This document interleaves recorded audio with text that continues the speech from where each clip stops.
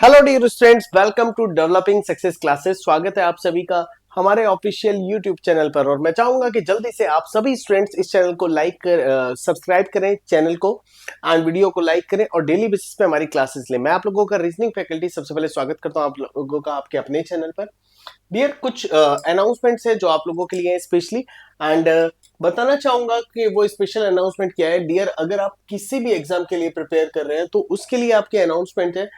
जैसे for example, अगर आपका टारगेट है कि सर हमें एसएससी जीडी की तैयारी करनी है, बैंकिंग की तैयारी करनी है, रेलवे की तैयारी करनी है या किसी भी एग्जाम की तैयारी करनी है, तो सबसे पहले आप समझिएगा टेस्ट सीरीज हम लोग लेकर आ रहे हैं आप लोगों के लिए, जो कि आपके सीडीएस, एफकेट, एसएससी, बैंकिंग सभी एग्जाम्स को टारगेट करते हुए 900 प्लस टेस्ट आपको यहाँ पर मिलते हैं only on developing success classes app पर, जिसके लिए आप एप्लीकेशन डाउनलोड कर सकते हैं अपने प्ले स्टोर से।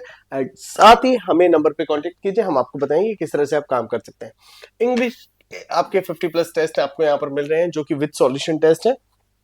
नेक्स्ट, आप जब चलते हो तो एसएससी एंड बैंक एग्जाम्स के लिए कॉम्बो है, जहां पर आपके 10,000 प्लस टेस्ट सीरीज आपको यहाँ पर मिल जाती है।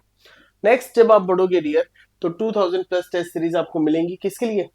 आपके बैंकिंग एग्जाम्स के लिए, जो कि आपका IBPS clerk, IBPS PO, IBPS clerk and SBI PO clerk and साथ ही नाबार्ड जैसे एग्जाम्स को टारगेट करते हुए बनाया गया है। एंड एसएससी का कॉम्बो टेस्ट, जो कि आपका SSC CGL, CHSL, CPO, GD constable, MTS and stenographer को टारगेट करते हुए बनाया है, जहां पर 2000 से ज्यादा टेस्ट आपको मिल जाते हैं। तो डियर, आज की क्लास बहुत ही इंटरेस्टिंग क्लास है, दैट इज सिटिंग अरेंजमेंट। मैं जानता हूं कि सिटिंग अरेंजमेंट में मैक्सिमम बच्चे धोखा खा जाते हैं, क्वेश्चंस सॉल्व नहीं हो पाते हैं एंड प्रॉब्लम आती है। तो आज हम लोग सीखेंगे कि क्वेश्चंस को कैसे सॉल्व किया जाए एंड कैसे समझा जाए। सबसे पहले एक चीज समझिएगा डियर, आपके जो क्वेश्चंस आ सकते हैं यहाँ पर सिटिंग अरेंजमेंट पे, हो सकता है एक सिंगल रो पे बेस्ड आ जाए, जिसपे फेसिंग नॉर्थ या साउथ आ सकता है। क्वेश्चन जो हो सकता है बेस्ड हो सकता है, या हो सकता है क्वेश्चन आपके बेस्ड हो इन टू पैरेलल रोज, जिसमें 4-4, 5-5 या 6-6 लोग बैठे हुए हैं। ठीक, हो सकता है आपका जो सेटिंग अरेंजमेंट आया वो एक सर्कुलर टेबल के चारों तरफ कुछ लोग बैठे हो, 5, 6, 7, 8, 10, 12 हो सकता है। सेटिंग अरेंजमेंट आपका हो सकता है एक स्क्वायर टेबल के चारों तरफ बैठे हो, 4 लोग कॉर्नर पे बैठे हो, 4 लोग मिडिल ऑफ द लाइन बैठे हो एंड सबकी कंडीशन दी हो मिडिल ऑफ द लाइन जो है वो इनसाइड है और जो कॉर्नर पे है वो आउटसाइड फेस करके बैठे। यानी क्वेश्चन अलग अलग तरीके से पूछा जा सकता है। बहुत बार बैंकिंग के एग्जाम्स की बात करें तो पेंटागन टेबल का भी जिक्र किया गया है, जिसमें 5 लोग कॉर्नर पे बैठे हैं एंड 5 लोग मिडिल ऑफ द लाइन बैठे हैं। ऐसे क्वेश्चंस भी हमारे बैंकिंग एग्जाम्स में पूछे गए, फेसिंग इनसाइड आउटसाइड। एक चीज याद रखिएगा डियर, कोई भी दो कैंडिडेट्स एक दूसरे के लेफ्ट या राइट हो सकते हैं। मान लीजिए ये रो है, ये वाला व्यक्ति यहां बैठा है, ये वाला व्यक्ति इधर फेस करके बैठा है, तो दोनों एक दूसरे के राइट है। अब मान लीजिए ये वाला व्यक्ति इधर फेस करके बैठा है, ये वाला व्यक्ति इधर फेस करके बैठा है, बोथ लेफ्ट, बोथ एक दूसरे के लेफ्ट है। तो ये कुछ बेसिक पॉइंट्स होते हैं जो बच्चों को पता नहीं होते, जिसकी वजह से बच्चा धोखा खा जाता है। तो चलिए बिना देरी किए हम लोग आज की क्लास की शुरुआत करते हैं एंड मैं चाहता हूं कि आप इस क्वेश्चन को थोड़ा ध्यान से देखें। पहला क्वेश्चन है आपकी क्लास का। क्वेश्चन बड़ा सिंपल सा है, कह रहा है P Q R S and T are sitting together, सब साथ में बैठे हैं। T is at one of the extreme end, यानी टी एक एंड पर है। तो ये जितने भी लोग बैठे हुए हैं साथ में बैठे हैं, टी एक एंड पर है, दैट मीन्स ये रो में बैठे हुए हैं 1, 2, 3, 4, 5। अब डियर, हमें ये नहीं पता चलता है टी इस वाले एंड पर बैठा है 5 लोगों में या उस वाले एंड पर बैठा है, तो हमें क्या करना चाहिए? तो हमें पहली लाइन बोलिए T is at one of the extreme end. तो जब एक्सट्रीम एंड दिया है तो हम टी को यहां रखते हैं एक केस में, एक केस में हम टी को यहां रख लेते हैं। फिर आपको पूछा है P is the neighbour of T, यानी P पड़ोसी है T का, तो P को यहां रख लीजिए एंड यहां रख लीजिए। यानी अभी दोनों केसेस में जो P है उसका पड़ोसी कौन बन जाता है? T बन जाता है। नेक्स्ट, जब आप चल रहे हो आपको क्या बोल रहा है, आप उसको देखिए, P is the neighbour of T, ये खत्म हो गई बात। And is third to the left of Q, यानी अगर Q कहीं पर है तो P उसके थर्ड लेफ्ट हो जाता है, ये भी हमें बोला गया है। P is third to the left of Q, तो एक ही पॉसिबिलिटी बन सकती है ऊपर वाले केस में Q के थर्ड लेफ्ट P है, नीचे वाले केस में ये पॉसिबिलिटी खत्म हो जाती है। अच्छा, और क्या बोला है? आपसे बोला है P is not the neighbour of R, यानी P जो है वो R का पड़ोसी नहीं है। P is not the neighbour of R, P is not the neighbour of R, P R का पड़ोसी नहीं है, तो आप आर को यहां रख दीजिए क्योंकि पी आर का पड़ोसी नहीं है। तो देखिए पी हो गया, क्यू हो गया, आर बचा कौन, एस एंड टी। क्वेश्चन में क्या पूछा गया है, क्वेश्चन में पूछा who is second to the right of T, T के सेकंड राइट कौन है। तो माय डियर देखिए टी के सेकंड राइट आपको जो मिलता है वो हमारा हो जाता है S. S is the correct answer. So यहां पर जो करेक्ट आंसर आपका गया वो क्या जाएगा, ऑप्शन डी। तो जब कभी भी आप सेटिंग अरेंजमेंट के क्वेश्चंस को कीजिए तो थोड़ा ध्यान से कीजिए, जल्दबाजी एकदम मत कीजिएगा। हमें हर एक क्वेश्चन पे बहुत ही इत्मीनान से सोचकर सूझबूझ के साथ समझदारी से आंसर करना है। तो बढ़ते हैं हम लोग नेक्स्ट क्वेश्चन पे। नेक्स्ट क्वेश्चन आपके सामने है। 5 friends Abish, Vinay, Dinesh, Chandu, Ishan are having dinner in a restaurant, यानी 5 लोग हैं, पांचों के नाम दिए हैं और ये लोग डिनर कर रहे हैं एक रेस्टोरेंट में, ठीक है। They are sitting in a row facing north. जब डियर फेसिंग नॉर्थ होगा तो आप ऊपर की तरफ ही मान के करोगे जिस हिसाब से आप बैठे हो। अच्छा देखिए अभीश के केस में आप ए ले लो, विनय के केस में बी, चंदू के केस में सी, दिनेश के केस में डी एंड ईशान के केस में E. Having dinner in the restaurant and they are sitting in a row facing the north. अच्छा अब देखिए यहां पर कह रहे हैं Vinay and Dinesh are sitting at extreme end. अब विनय और दिनेश एक एक्सट्रीम एंड पर बैठे हुए हैं, एक एक्सट्रीम एंड नहीं, बोथ एक्सट्रीम एंड पर बैठे हैं, ठीक है। तो विनय एंड दिनेश ये हो सकता था, एक पॉसिबिलिटी तो ऊपर बना ली हमने। सेकंड पॉसिबिलिटी हम क्या कर सकते थे, दिनेश एंड विनय हम यहां पर बना सकते थे। तो ये दोनों पॉसिबिलिटी हम लोगों ने यहां पर बना ली, ठीक है। आगे क्या बोल रहा है, there are exactly 2 friends sitting between Vinay and Ishan, यानी विनय और ईशान के बीच में 2 लोग बैठे हैं। तो विनय अगर यहां है तो 1 2 हम यहां पर ईशान लेंगे, विनय अगर यहां है तो 1 2 यहां पर हम लोग ईशान को ले लेंगे। यानी हमारी अभी तक दोनों पॉसिबिलिटी एकदम करेक्ट जा रही है, कहीं कोई डाउट नहीं है। देर एग्जैक्टली 2 फ्रेंड्स, ये वाला केस हमारा हो चुका है। नेक्स्ट आपसे कह रहा है Abish is sitting to the right of Chandu, यानी अबीश जो है वो चंदू के राइट में है, ये हमें बोल दिया है। तो दैट मीन्स चंदू अबीश यहां पर आ जाएगा क्योंकि 2 ही लोग बचे हुए थे ये दोनों। चंदू यहां आएगा एंड अबीश यहां आ जाएगा। एक पॉसिबिलिटी आपकी ये आई, यानी दोनों पॉसिबिलिटी हमने यहां पर रख ली। Abish is sitting to the right of Chandu. अच्छा यहां पर एक लाइन लास्ट में बोली गई है, अगर आप इस लाइन को देखोगे डियर तो ये लाइन क्या कह रही है, Abish and Ishan are not sitting adjacent. इसका मतलब है कि जो अबीश और ईशान है वो साथ में नहीं बैठ सकते। तो पहले वाले केस में देखिए ये दोनों साथ में बैठ गए, तो आपकी जो ऊपर वाला सिटिंग अरेंजमेंट है ये गलत हो गया। फाइनली नीचे वाला जो सिटिंग अरेंजमेंट होता है वो आपका एकदम करेक्ट हो जाता है बिना किसी डाउट के। और जब बिना किसी डाउट के ये करेक्ट हो गया तो आपके हिसाब से यहां पर आंसर क्या होना चाहिए था, पूछा क्या है ये इस पे डिपेंड करता है। कह रहे चंदू और विनय के बीच में कौन बैठा है। तो माय डियर देखिए चंदू और विनय के बीच में कौन बैठा है, अबीश, यानी A. So the correct answer is A. A आपका करेक्ट आंसर हो जाता है। तो मैं चाहता हूं कि आप हर एक क्वेश्चन को बहुत ही समझदारी से सॉल्व करें, कहीं भी कोई जल्दबाजी ना करें, क्योंकि गलती होने के चांसेस यहां पर ज्यादा हो जाते हैं। ये हमने प्रीवियस पेज पे ही सॉल्व कर लिया था, मैंने यहाँ अलग से पेज लिया था इसके लिए, तो कोई बात नहीं। अभी हम लोग क्या करने वाले हैं, क्वेश्चन नंबर 3 पर चलने वाले हैं। 3 बताइए क्वेश्चन नंबर 3 कैसे सॉल्व होगा।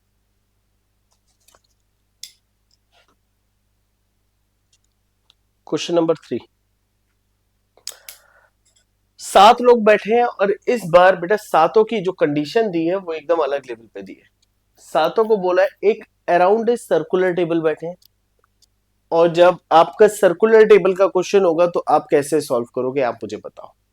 सबसे पहले बोला A B C D E F G, तो जैसा क्वेश्चन वैसा आप सॉल्व करो।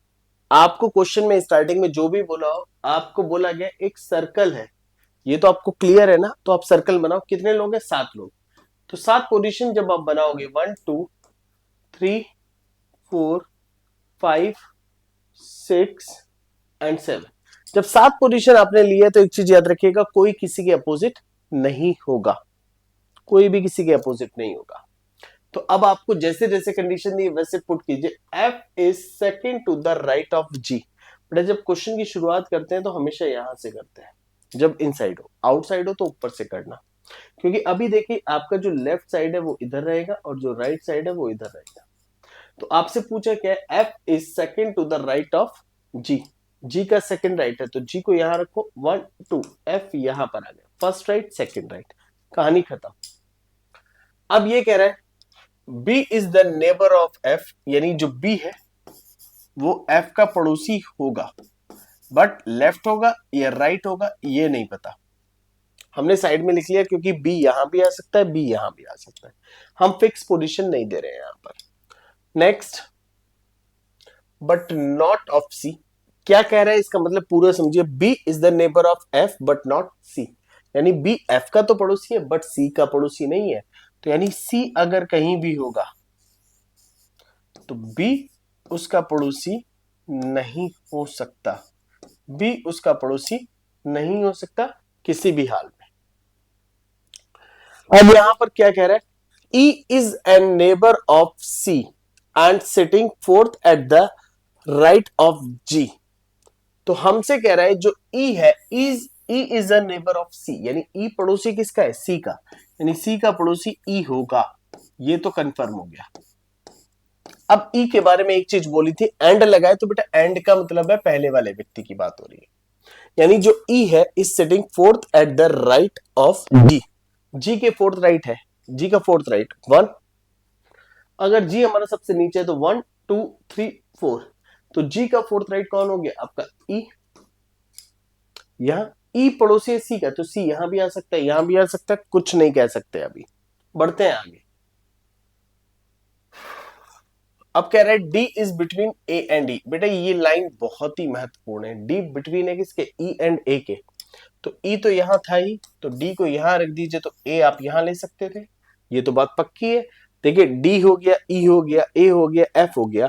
अब क्लियर है कि जो पड़ोसी है E का पड़ोसी C है, तो C एनी हाउ आपका यहां आ जाएगा, और F का पड़ोसी क्या था, F का पड़ोसी B था, तो B की पोजीशन यहां हो गई। तो बचा क्या आपका, आप केस केवल देखिए, B का पड़ोसी F है, हाँ जी है, B C का पड़ोसी नहीं है तो B C का पड़ोसी नहीं है, E C का पड़ोसी है, E C का पड़ोसी है, यानी सारे केस फुलफिल हो गए, डायग्राम एकदम परफेक्ट है। कह रहा है who is fourth to the left of G, तो G का फोर्थ लेफ्ट 1 2 3 फोर्थ लेफ्ट, और फोर्थ लेफ्ट आपको क्या मिला, C, C is the correct answer, तो C एकदम करेक्ट आंसर हो जाता है, यानी ऑप्शन C पर ही दिया है, जो हमारा C आया है वो ऑप्शन C पर बैठा हुआ है, तो C आपका करेक्ट आंसर हो जाता है और एकदम परफेक्ट आंसर है। बढ़ते हैं नेक्स्ट क्वेश्चन नंबर 4 पर। कह रहा है ABCDEFG are sitting around circular table, I think कुछ मिस्टेक हो गई क्या बेटा, let me check. Question number 3 ही क्वेश्चन नंबर 4 गलती से डल गया, कोई बात नहीं, हम लोग क्वेश्चन नंबर 5 पे आ जाते हैं। 5 जो है एक्चुअल में क्वेश्चन नंबर 4 है, बट 5 डला है तो कोई प्रॉब्लम नहीं है, हम 5 ही ले लेते हैं इसको। हमसे क्या कह रहा है, 6 person ABCDEF are standing in a circle, यानी इस बार ये सब लोग एक सर्कल में खड़े हुए हैं, क्या कर रहे हैं, एक सर्कल में खड़े हुए हैं।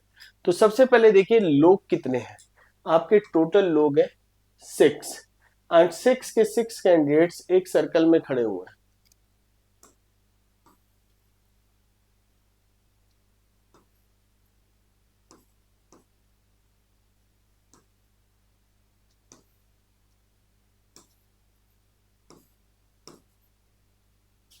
ठीक है, हमने ये ले लिया, एक सर्कल में खड़े हुए, कह रहा है B is between D and C, यानी B जो है वो कहां पर है, D और C के बीच में है। तो जैसे ये केस बनता है तो डियर आप एक काम करिए, B को यहां लीजिए, ये D और C के बीच में है। अब एक पॉसिबिलिटी ये हो सकती थी कि D यहां हो और C यहां पर हो, क्या आपको कंफर्म है, बट एक चीज कंफर्म है कि दोनों की पोजीशंस फिक्स है, कि दोनों यहीं कहीं आएंगे, लेफ्ट राइट का पता नहीं, हमने दोनों पोजीशन ले ली। अब कह रहा है B is between D and C. Next कह रहा है A is between E and C, यानी जो ए है वो बिटवीन है ई एंड सी के। तो अब आप क्या करोगे, तो जैसे ही आपको दिखे बेटा ऐसा केस बनना है, यानी पॉसिबिलिटी वाला केस बनना है, तो ऐसे केस में हमें तुरंत दो डायग्राम ले लेने हैं। कैसे, मैं आपको बताता हूं। पहला डायग्राम ये देखिए, हम 6 पोजीशंस ले लेंगे। दूसरा डायग्राम ये देखिए, पहले केस में कह रहा था B is between D and C, B is between D and C. देखिए B is between C and D, इस तरह से हम लोगों ने ले लिया। अब नेक्स्ट कह रहा था A is between E and C, A is between E and C, A E और सी के बीच में है। तो जब आप देखिए ए ई और सी के बीच में है, तो आपका ए ई और सी के बीच में इस तरह से आ जाता है, A is between E and C. यानी ये भी पॉसिबिलिटी सही है, ये भी सही है। आगे देखते हैं, F is at the right of D, यानी एफ जो है वो डी के राइट है। तो डी के राइट तो ये हो जाएगा, यहाँ एफ आ गया, बट यहाँ एफ डी के लेफ्ट में हो गया। क्या हो गया, लेफ्ट में हो गया एफ। तो ये वाला डायग्राम आपका गलत हो गया तुरंत। तो आपका जो करेक्ट डायग्राम था वो डायग्राम था जो आपका लेफ्ट हैंड साइड बन रहा था। यानी कुछ क्वेश्चंस ऐसे होंगे जहां पर हमें एक साथ दो डायग्राम्स लेके चलने होंगे और हमें क्लियरिटी मिलेगी कि क्या हो सकता है। तो हमारा जो करेक्ट आंसर जाएगा वो इस वाले डायग्राम से आएगा, क्योंकि यही डायग्राम सही है। क्वेश्चन पूछा क्या है, इस पे आते हैं। ए और एफ के बीच में कौन बैठा है, तो माय डियर ए और एफ के बीच में बैठा है ई, ए और एफ के बीच में। So the correct answer is option A, A और एफ के बीच में ई बैठा है, and that is the correct answer. और मैं उम्मीद कर रहा हूं कि आप लोगों को ये क्लियरिटी से समझ में आ रहा होगा, एकदम क्लियर होगा।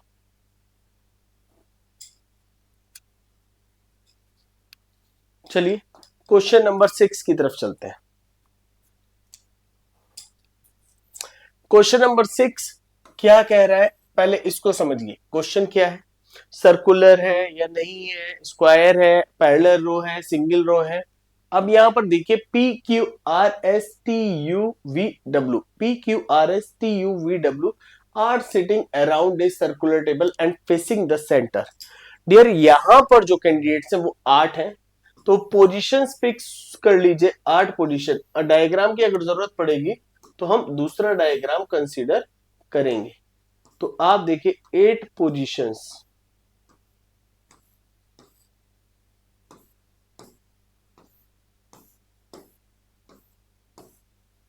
हमने 8 पोजीशंस ये ले ली दोनों केसेस में।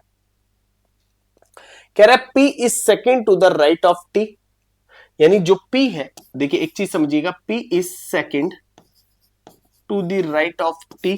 अब T के बारे में क्या कह रहा है, T who is the neighbour of R and B, यानी जो T है वो पड़ोसी है किसका, R एंड B का। बट वो ऐसे होगा या ऐसे होगा पता नहीं। तो भैया जैसे केस दो बन रहे हैं तो दो बनाइए ना, दो डायग्राम लीजिए। तो आपसे कह रहे हैं P is second to the right of T, हम कहते हैं P यहां पर है, sorry P is second to the right of T, तो आप T को यहां लीजिए, T के सेकेंड राइट P हो गया, T के सेकेंड राइट P हो गया। अब क्या कह रहा है, हु यानी T की बात हो रही है, is neighbour of R and B, is neighbour of R and B, is neighbour of R and B, क्योंकि R एंड B के लिए दो पॉसिबिलिटीज हो सकती थी, दोनों पॉसिबिलिटीज हमने यहां पर पुट कर ली। S is not the neighbour of P, यानी जो S है वो P का पड़ोसी नहीं है, तो रो डेटा इसलिए ले लो, S जो है वो P का पड़ोसी नहीं हो सकता, इसको क्रॉस कर लो। P के ना लेफ्ट आएगा ना राइट, ये भी क्लियर हो गया। S is not the neighbour of P। V is the neighbour of U, हमसे कह रहा है V जो है वो U का नेबर है। तो माय डियर इस वाले केस में V अगर यहां है R एंड B के केस में, तो ये तो गलत हो गया, V U का नेबर नहीं हो सकता। बट सेकंड वाले केस में V और U नेबर हो सकते थे अगर हम U को यहां रख देते V के पास। अभी क्लियर है, S पड़ोसी नहीं है P का, तो S इन दो में से कहीं भी आ सकता है। अभी रुक जाओ, कहीं पुट मत करो। Q is not between S and W, सुनिए मेरी बात, Q इज नॉट बिटवीन। चलिए एक काम करते हैं, अभी हम लोग इस वाले डायग्राम को हटा देते हैं। क्लियर है? ये भी हटा देते हैं, ये भी हटा देते हैं। एंड अब इस वाले केस को एज इट इज मैं बना देता हूं एज पर द डिमांड। हमारे 8 कैंडिडेट्स से हमने 8 के 8 कैंडिडेट्स ऐसे ले लिए कि you we T R P. P का पड़ोसी एस नहीं है, तो एक केस में एस यहां आ सकता है, ये तो क्लियर है, और एक केस में एस यहां आ सकता है। हम दोनों पॉसिबिलिटी फिक्स कर लेते हैं। Q is not between S and W। Q S और W के बीच में नहीं है। तो माय डियर, अगर Q यहां आए या यहां आए तो S और W के बीच में नहीं आएगा। Q यहां नहीं आ सकता, इस केस में Q यही आएगा। Q is not between S and W। ये तो हमारा क्लियर है कि ये डायग्राम एकदम सही है। बट एक कंडीशन और हो सकती थी कि S और W भी आपस में चेंज हो सकते थे, क्योंकि S यहां भी आ सकता था, जैसे कि ये है, तो उस केस में W यहां भी आ सकता है। तो इस केस में W एंड Q यहां ले सकते हो, W एंड Q आप यहां ले सकते हो। पॉसिबिलिटी ये बनते हैं। W is not between U and, देखिए W is not between U and S। W U और S के बीच में नहीं है, तो इस केस में आप W यहां ले ही नहीं सकते, क्योंकि W यहां लोगे तो U और S के बीच में हो जाएगा, तो W यही आएगा इस केस में। अब आप इस पे आ जाओ, इसमें देखो V is the neighbour of U, V is the neighbour of U, Q is not between S and W। जो Q है वो S और W के बीच में नहीं है। W is not between U and S, U and S के बीच में भी W नहीं है। तो ये भी डायग्राम आपका एकदम ठीक है, और ये वाला डायग्राम भी आपका एकदम ठीक है। कह रहा है who is sitting opposite to you, but पूछा ही कुछ और है। कह रहा है बताओ यू के विपरीत कौन होगा। तो माय डियर, यू के अपोजिट कौन है, चाहे आप यहां देखो चाहे आप यहां देखो, दोनों सेटिंग अरेंजमेंट सही है, बट यू के अपोजिट पी ही आया है दोनों केसेस में। और जब पी आया है तो आपका करेक्ट आंसर क्या हो गया, ऑप्शन बी। तो क्वेश्चन नंबर 6 का आंसर जो हमारा हो जाता है वो ऑप्शन बी हो जाता है।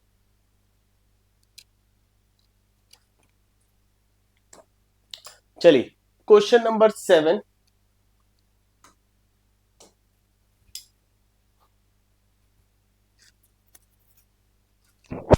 क्वेश्चन नंबर 7 जो है डियर, वो हमारा नेक्स्ट है। ये इट इज क्वेश्चन नंबर 7। 8 लिखा है, it is question number 7।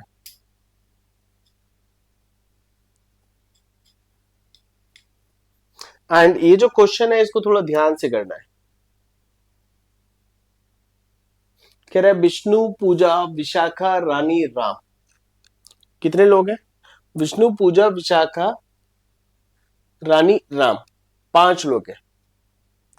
Are sitting in a line, सबके सब एक लाइन में बैठे हुए हैं। फिर कह रहा है Pooja is third from the extreme right end, यानी पूजा जो है एक्सट्रीम राइट एंड से क्या है, पूजा थर्ड है। तो ऐसे क्वेश्चंस को आप कैसे करोगे, पूजा विशाखा रानी इन सबकी एक पोजीशंस आप फिक्स कर लो। सबसे पहले बोला है Pooja is third from the right end, तो राइट एक्सट्रीम एंड ये है 1 2 3, तो पूजा बेटा यहां पर आ गई। क्लियर है? फिर लिखा है Vishu is second to the left of Pooja, तो विशु कहां पर आ गए, विशु यहां पर आ गए second to the left of Pooja. कह रहा है Vishakha is to the right of Pooja, तो माय डियर विशाखा यहां भी आ सकती है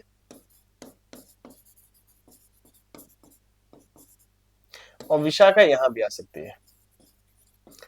टू द राइट ऑफ पूजा लिखा है, तो पूजा के राइट में ही तो है, बट इमीडिएट राइट है या नहीं ये बात कहीं पर भी मेंशन नहीं है, तो विशु यहां पर आ गए। तो दो पॉसिबिलिटी हो गई, एक ऊपर वाली एक नीचे वाली।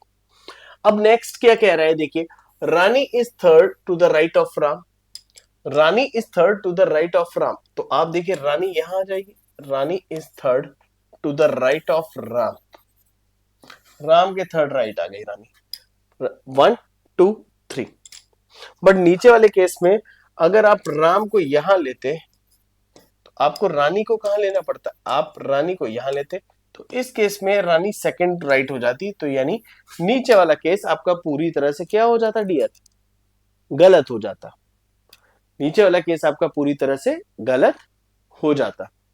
अब यहां पर लिखा है who is the immediate neighbour of Vishu, यानी राम जो है विशु का इमीडिएट पड़ोसी है।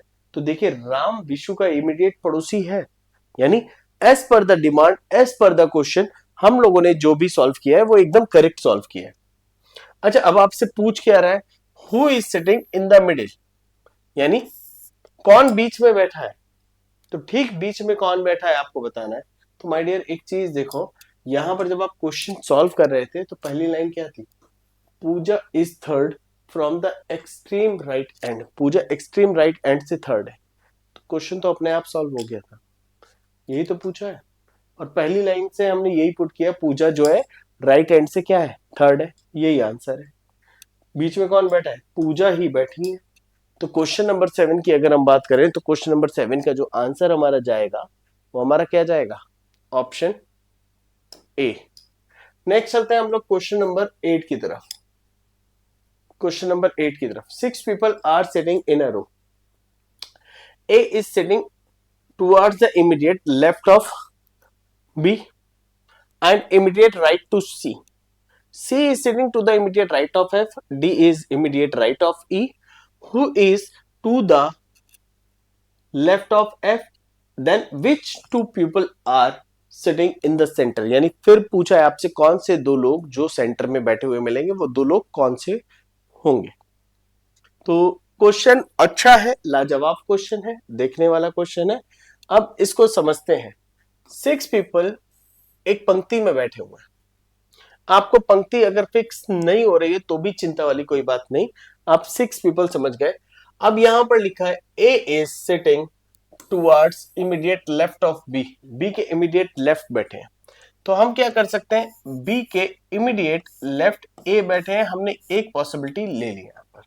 जैसा जैसा कहा है वैसे वैसे आगे बढ़ते हैं। एंड इमीडिएट राइट टू सी, यानी जो ए है वो सी के इमीडिएट राइट भी बैठे, सी के इमीडिएट राइट ये हो गया। और टोटल देखिए लोग कितने थे, 6 लोग थे, 3 लोग फिक्स हो गए हमारे।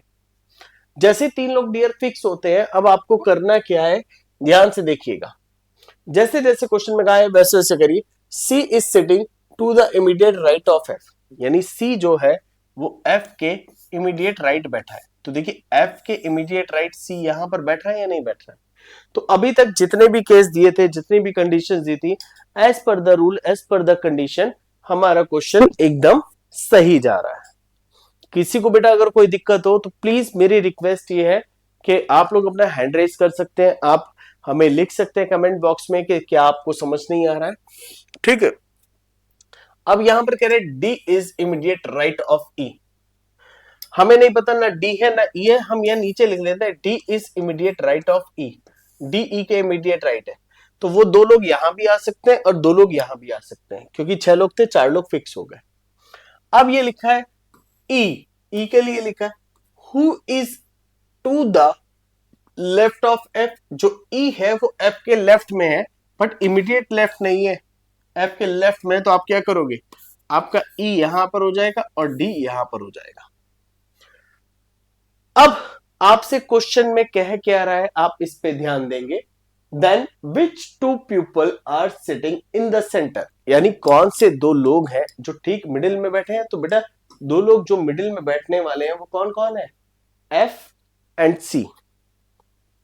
यहां पर अगर आप इस क्वेश्चन की बात करोगे तो इस क्वेश्चन में जो दो लोग सेंटर में बैठे हैं एफ एंड सी बैठे, और ये एकदम करेक्ट आंसर है। तो एफ एंड सी आपको कहां मिला, ऑप्शन सी में।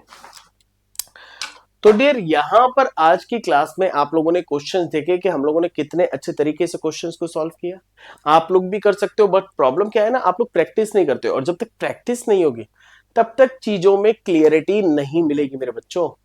और अगर आप लोगों को हर एक चीज में क्लियरिटी चाहिए, चीजें अच्छे से करना है, पढ़ना है, सीखना है, तो आपको एक बात का विशेष ध्यान देना होगा, और वो बात यह है कि आपको रेगुलर रूटीन में प्रैक्टिस करनी होगी, सेट्स लगाने होंगे, मॉक टेस्ट लगाने होंगे, क्योंकि मॉक टेस्ट से आपकी स्पीड बनती है, एक्यूरेसी बनती है। तो जब तक वो नहीं करोगे तब तक आपका स्कोर अच्छा नहीं जाएगा, आपका स्कोर लो ही रहेगा। तो आप लोग क्या करिए, टेस्ट सीरीज परचेज कीजिए, मॉक टेस्ट दीजिए और अच्छे से अपनी क्लासेस को अच्छे से बढ़ाइए और बहुत ही अच्छे लेवल पे ले जाइए। तो आज का अंत मैं आज इसी क्वेश्चन के साथ करना चाहूंगा एंड होपफुली आप लोगों को बहुत अच्छे से समझ में आया होगा।